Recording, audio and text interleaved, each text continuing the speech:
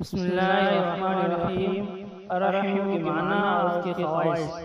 الرحیم جل جلالہ نہایت رحم والا، نبچ جو کوئی حوث و پڑے اس کے دل میں رقت اور شفقت پیدا ہو جاتی ہے، یعنی یہ دل کی قساوت سختی کا علاج ہے۔